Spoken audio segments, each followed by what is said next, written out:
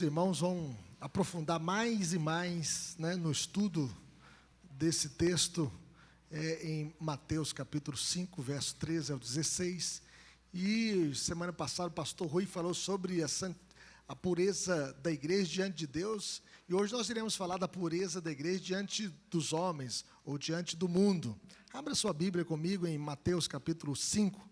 Eu já convido os presbíteros para que possam vir aqui à frente, para que possamos, logo após a mensagem, celebrar a ceia do Senhor, distribuir os elementos da ceia para o povo de Deus. Mateus capítulo 5, verso 13 até o 16. A pureza da igreja diante do mundo. Todos juntos? Vós sois o sal da terra. Ora, se o sal vier a ser insípido, como lhe restaurar o sabor? Para nada mais presta, senão para, lançado fora, ser pisado pelos homens. Vós sois a luz do mundo. Não se pode esconder a cidade edificada sobre um monte, nem se acende uma candeia para colocá-la debaixo do alqueire, mas no velador, e alumia a todos os que se encontram na casa. Assim brilhe também a vossa luz diante dos homens, para que vejam as vossas boas obras e glorifiquem a vosso Pai que está nos céus. Que Deus nos abençoe. Vamos falar com o Senhor. Pai querido, fale conosco por meio da Tua palavra, que a Tua palavra possa encontrar guarida em cada coração. Que nenhum de nós saia daqui, ó Deus, dessa escola bíblica dominical do jeito que entrou, mas que saiamos, ó Deus, diferentes, mais avivados, mais santificados, mais dispostos a servir ao Senhor, mais compromissados com o Teu reino, mais com desejo, ó Deus, de ir anunciar para o mundo inteiro Cristo e compartilhar este evangelho da salvação com outras pessoas. Desperta a nossa vida, Senhor, para que sejamos bênçãos nas mãos do Senhor e que a Tua palavra nos visite, nos fale de maneira especial, para que possamos, ó Deus, ter a nossa vida santificada na presença do Senhor, em nome de Jesus. Amém. Na Idade Média, chamada Idade das Trevas, a igreja fez muitos mosteiros, se isolando da sociedade, para se manter pura diante de Deus. Mas os mosteiros, nunca foram um propósito de Deus para a vida da igreja. O Senhor Jesus nunca projetou isso para a igreja. O texto disse que nós somos o sal da terra e luz do mundo. O Senhor Jesus não quer uma igreja isolada do mundo, mas quer uma igreja que possa fazer diferença no mundo. O crente é visto não pela semelhança, mas pela a diferença. Segundo Abraham Kuyper, o primeiro-ministro da Holanda, de 1901 a 1905, ele chegou a dizer o seguinte: em vez de voo monástico para fora do mundo, é agora enfatizado o dever de servir a Deus no mundo, em cada posição da vida. Ou seja, nós devemos influenciar o mundo em todas as áreas da vida, seja na política, seja na educação, seja na ciência, seja na família, seja em todas as áreas da vida, nós devemos influenciar este mundo. Então nós podemos ver que o crente não é uma pessoa que vive isolada, ele está no mundo. Embora não pertença ao mundo, ele mantém certa relação com o mundo. Cristo não deseja que o seu povo se retire do mundo, mas que seja protegido do mal. Ele mesmo orou na oração sacerdotal, no capítulo 17, versículo 15, não peço que os tire do mundo, e sim que os guardes do mal. Então o Senhor Jesus quer que sejamos guardados do mal. Nós estamos no mundo, mas o mundo não pode estar dentro da nossa vida. Nós estamos no mundo como uma influência poderosa em Cristo Jesus para levar pessoas aos pés da cruz, aos pés de Cristo. Como poderia o povo de Cristo fazer qualquer bem ao mundo se dele fosse retirado imediatamente após se converterem? Indo para os mosteiros, indo para um lugar isolado. Não, nós estamos no mundo para fazer diferença neste mundo mau. O mundo é caído, é pecaminoso, é mau, mas o crente foi chamado para fazer diferença no mundo. O mundo está em apodrecimento, o mundo está em trevas, mas o cristão é o sal da terra e a luz do mundo. Por essa razão, Jesus usa essas duas metáforas. da influência do crente no mundo, dizendo que nós somos o sal da terra e a luz do mundo. De um lado está a terra, do outro, vós sois o sal da terra. De um lado está o mundo, do outro, vós sois a luz do mundo. E por isso nós podemos afirmar com toda certeza que a igreja é o sal da terra. Como o sal da terra, a igreja possui várias funções. Retardar a sua deterioração, a sua putrefação, a sua decadência. A função principal do sal é de preservar, é de conservar. E aqui nós podemos perceber que Jesus escreve por um tempo que não tinha geladeira, que não tinha freezer. O sal ajudava a conservar os alimentos. Por exemplo, todos nós conhecemos a carne de sol, que é preservada com sal. E é deliciosa. Não sei se vocês já comeram, né? Mas é uma delícia. O peixe salgado, a carne de sol e outros alimentos são conservados da putrefação pela ação do sal. Aqueles que sabem muito bem aquelas carnes de panela, não sei se vocês já comeram aquela carne de panela, né? Aquela carne, né, que fica ali cozinhando até tirar toda a água e ela fica depois acondicionada em vasilhas grandes, né, para que de tempo em tempo a pessoa vai lá e tira com a gordura e aquela carne e vai fritá-la novamente. E aquilo conserva ali um tempão, porque não tem água. É uma delícia, não é verdade? A carne de panela. Quem já comeu assim? Esta carne, né? Olha que delícia.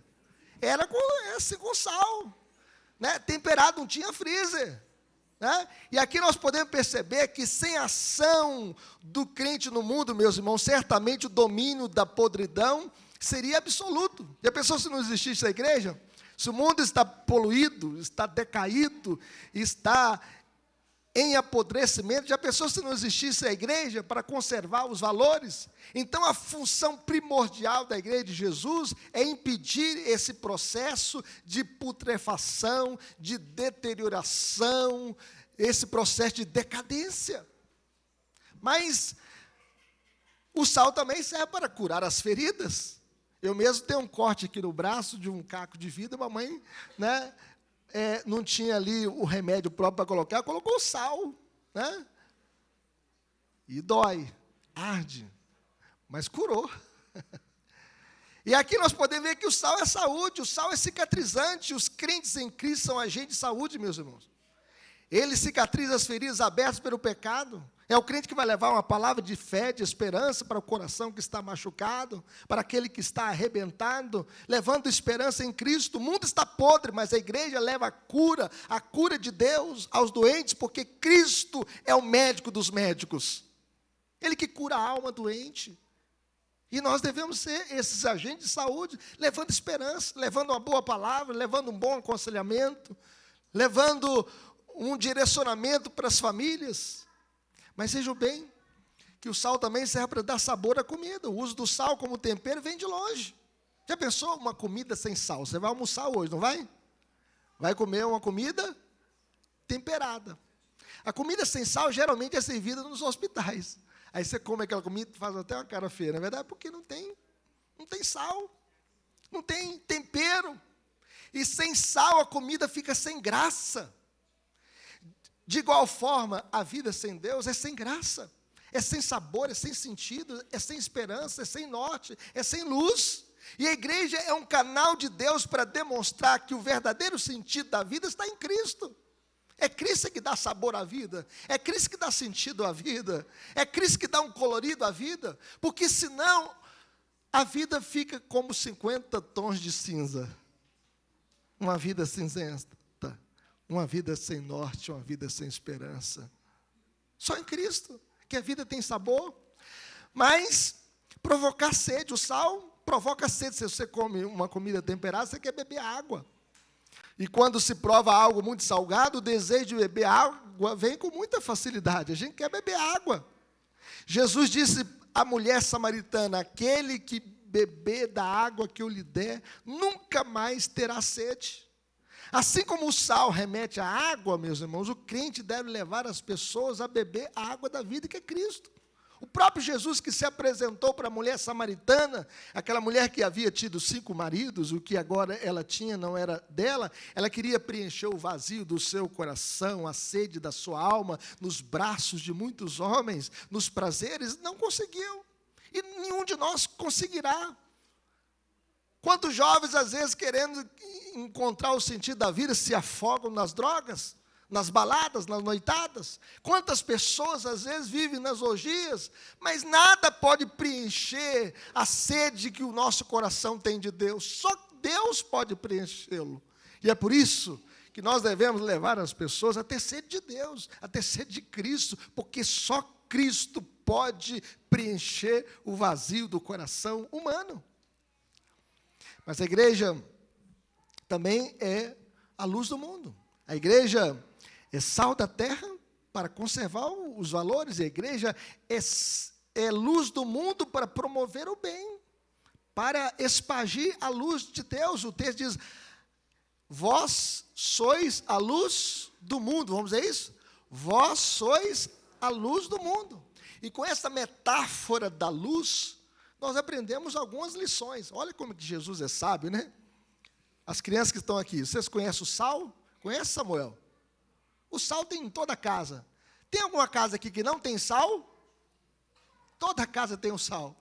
Não é verdade? E toda casa tem luz. Naquele tempo também tinha. A família mais simples, a família mais pobre, tinha sal e tinha luz, tinha candeia. A candeia tinha óleo de azeite. Ou depois o querosene. Quem já acendeu aqui a lamparina em casa? Os mais antigos aí, né? Olha, a lamparina, você colocava ali querosene. Então, a casa mais simples tem sal e tem luz. Hoje você tem a luz da CEMIG, você acende. Você não vai arrumar à noite para vir ao culto sem acender a luz na sua casa. Vai fazer isso, Leila? Tem que acender. Você vai se olhar no espelho, você acende a luz, para ver como é que está o seu vestido, como é que está a sua roupa. Você se olha no espelho também, escovando os dentes. E para isso, à noite, você tem que acender a luz. A casa mais simples tem luz. Veja que Jesus usa essas duas metáforas. A primeira coisa que Deus criou no mundo foi luz. Deus diz, haja luz e houve luz. A luz cósmica. Porque no 4º dia Deus criou o sol, a lua e as estrelas.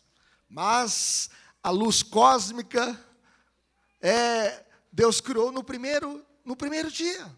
E com essa metáfora, meus irmãos, nós aprendemos algumas lições. Que a luz não se mistura com as trevas. A luz faz a escuridão bater em retirada. Não há comunhão da luz com as trevas. De igual forma, o crente é luz, que não se mistura, mas evita e combate o mal. Aonde ele vai, ele brilha a luz. Agora vamos fazer uma pergunta aqui. Você é luz na escola, no seu ambiente de trabalho, na sua vizinhança? As pessoas conseguem enxergar em você a luz de Jesus? Ver a luz de Cristo? A luz expõe a sujeira. A luz revela o que há de errado com a realidade. O julgamento é este, que a luz veio ao mundo e os homens amaram mais as trevas do que a luz, porque as suas obras eram más, pois todo aquele que pratica o mal aborrece a luz e não se chega à luz, a fim de não ser arguídas as suas obras. Quem pratica a verdade aproxima-se da luz, a fim de que as suas obras sejam manifestas, porque feitas em Deus. A luz de Deus, meus irmãos, através da igreja, mostra a sujeira do mundo. A igreja tem uma voz profética deste mundo, para combater o mal, para combater o erro, para combater tudo aquilo que se levanta contra Deus e a sua palavra. Nós vivemos num mundo anticristão, nós vivemos num mundo anti-Deus, um mundo que não ama Deus, que se levanta contra Deus, mas a igreja está no mundo para expor a sujeira do mundo, para acender a luz. Eu não sei se você já brincou de pique-esconde. Quem já brincou de pique-esconde aqui? Eu já brinquei de pique-esconde. E um dia eu escondi de cima do caminhão, debaixo de uma lona. E aquele caminhão era um caminhão que carregava carvão. E eu não sabia, eu escondi debaixo daquela lona que cobriu o carvão.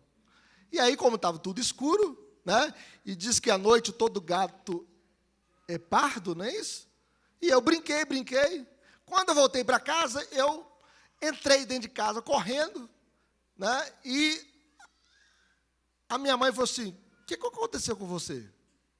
Eu estava todo manchado com carvão, debaixo daquela lona, todo sujo de carvão. Eu falei assim: não aconteceu nada não, eu estava brincando de pique-esconde com os meus colegas aqui na rua.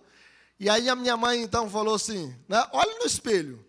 E eu estava com a cara toda suja de carvão, com a minha mão toda suja de carvão. E ela diz: olha o banheiro. Eu vi a minha sujeira. Quando eu me deparei com a luz, eu vi a minha sujeira. Meus queridos irmãos, quando a gente encontra com Jesus também, Jesus mostra a nossa sujeira. Paulo, no caminho de Damasco, brilhou uma luz bem forte ao redor dele, e ele caiu por terra, e o Senhor Jesus falou: Paulo, Paulo, por que tu me persegues? Antes ele é chamado Saulo, né? Saulo, Saulo, por que tu me persegues? E ele falou: quem és tu, Senhor? Eu sou Jesus a quem tu persegues. E ele então se converteu porque ele viu a luz de Deus. A luz de Deus revelou a sua ignorância, revelou a sua perseguição contra a igreja de Cristo, revelou a sua cegueira espiritual, e ele se quedou aos pés de Cristo. A luz revela a nossa sujeira, revela a nossa ignorância, revela o nosso pecado, e quando a gente se depara com a luz de Deus, nós nos convertemos. A igreja é a luz de Deus para revelar a sujeira do mundo, para que o mundo reconheça o seu pecado. Mas vejam bem, a luz não pode ficar escondida. Uma luz escondida é igual a uma lâmpada apagada. O Senhor Jesus não nos colocou neste mundo para que a nossa lâmpada fosse colocada debaixo da cama, debaixo de um balaio, debaixo de um balde, debaixo do banco. Nós, quando acendemos a luz, nós colocamos no ponto mais alto para iluminar, para que a gente possa enxergar as coisas. A luz não pode ficar escondida. E uma comunidade de Jesus que procura esconder-se, deixou de segui-lo. Vejam bem, tem muitas pessoas que às vezes é crente aqui na igreja, mas no trabalho ele é um agente secreto de Jesus. Ninguém sabe que ele é crente. E Jesus não tem agente secreto, não. Jesus quer que você possa ser luz no lugar onde você vive, no lugar onde você mora, no lugar que você trabalha, no lugar que você estuda, no lugar que você faz a faculdade, no lugar onde você viaja, que você seja luz. O crente não pode ficar agindo às escondidas, seu testemunho deve ser forte e claro. Sua atuação deve ser evidente como uma edificação no alto do monte, como uma casa no alto do monte, que todos possam vê-la, e que todos possam ver a luz emitida do servo de Jesus. Mas finalmente, meus irmãos, a luz guia. A luz aponta a direção certa a seguir. Vejam bem, eu não sei se você já contou quantos postes de luz tem na sua rua.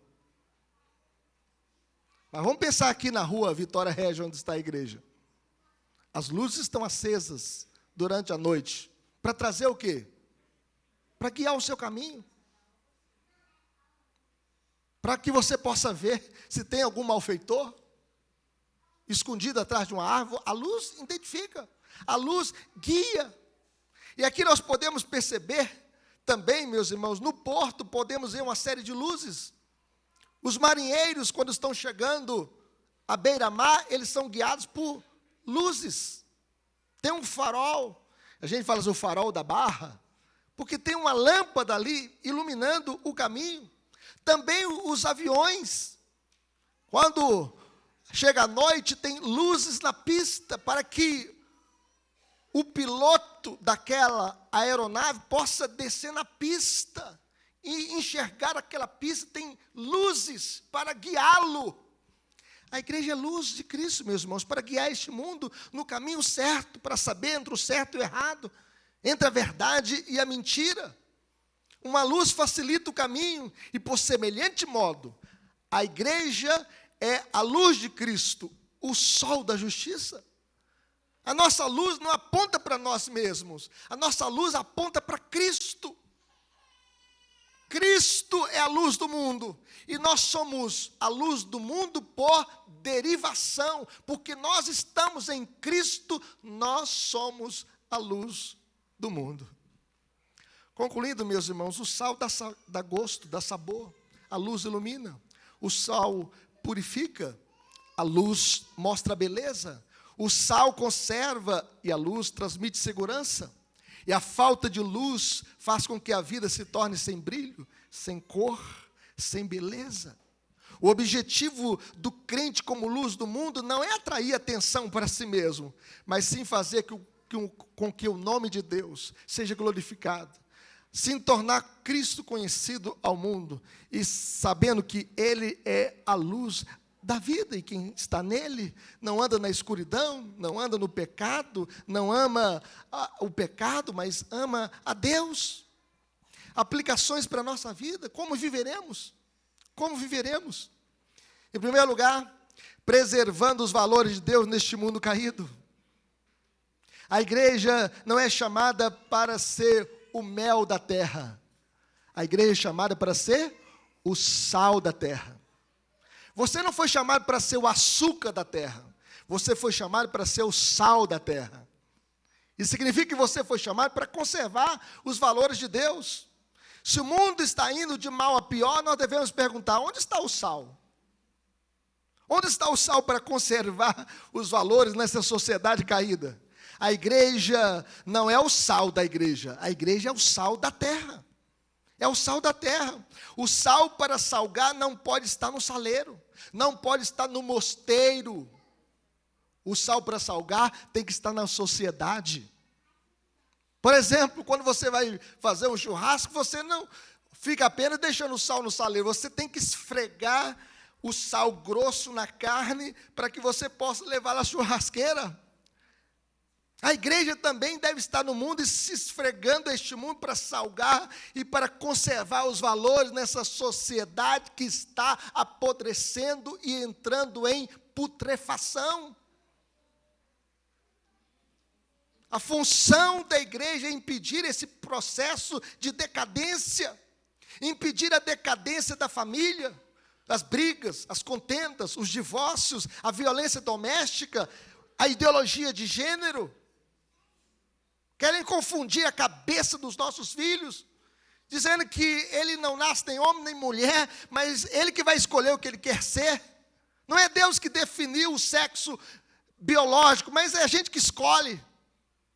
Meus queridos irmãos, é por isso que nós devemos defender as crianças, defender as famílias, impedir a decadência da igreja, a frieza, heresias, porfias, divisões.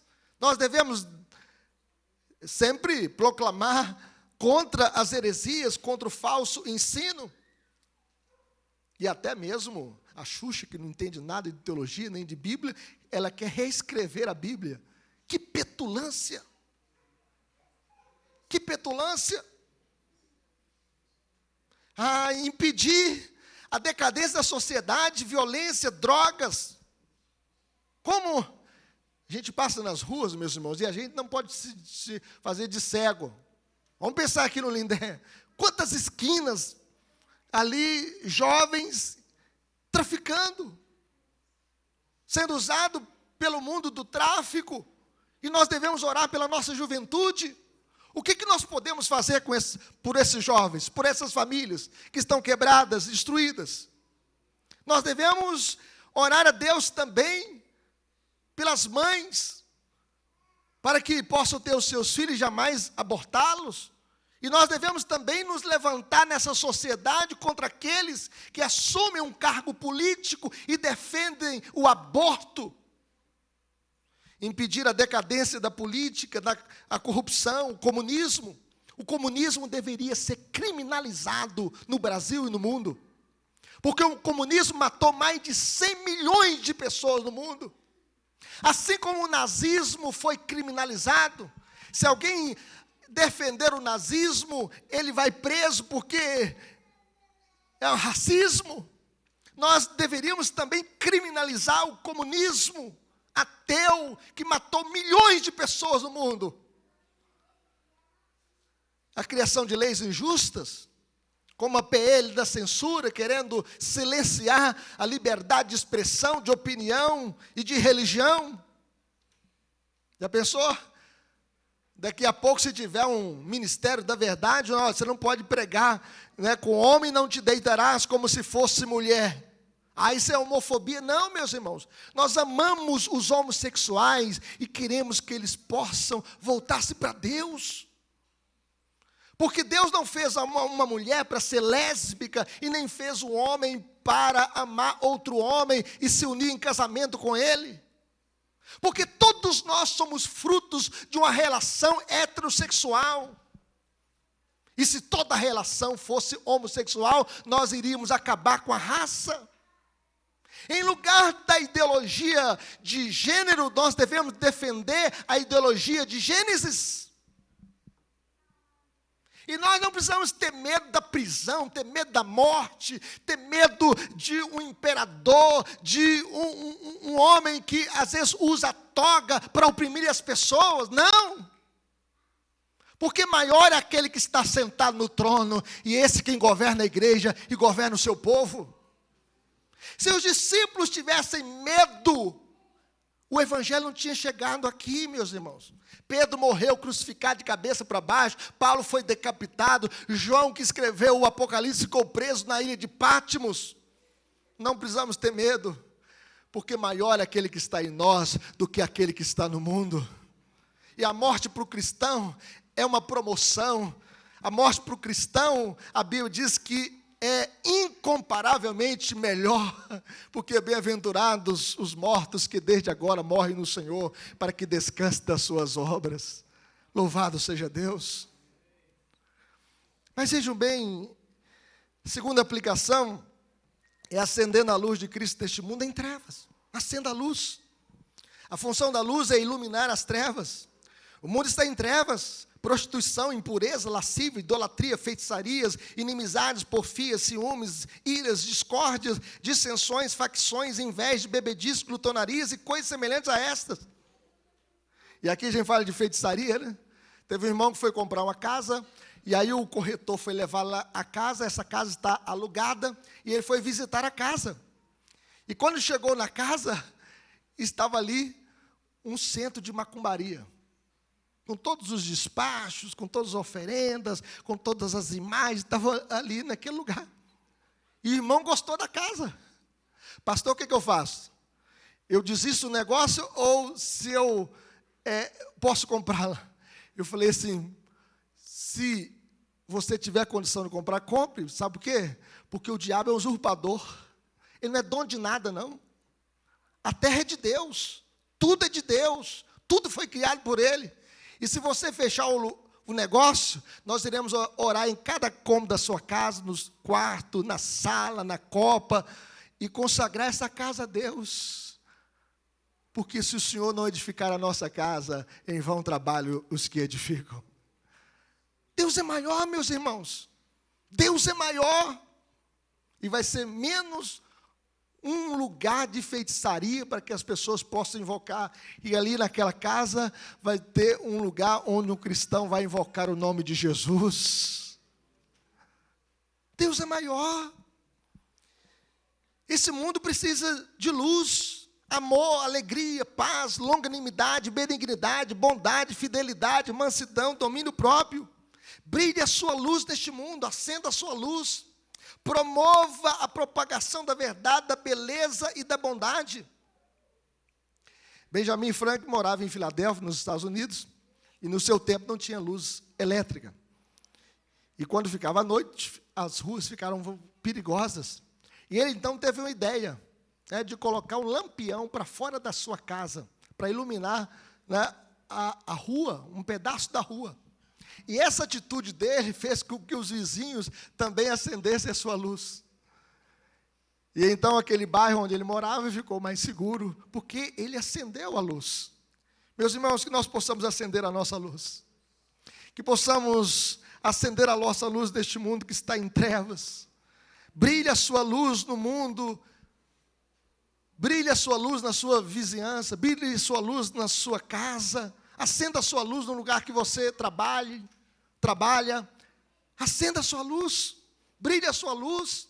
O mundo precisa da luz de Cristo e nós devemos estar pedindo ao Senhor que nos visite com a sua graça e com o seu amor, para que sejamos sempre o sal da terra e a luz do mundo.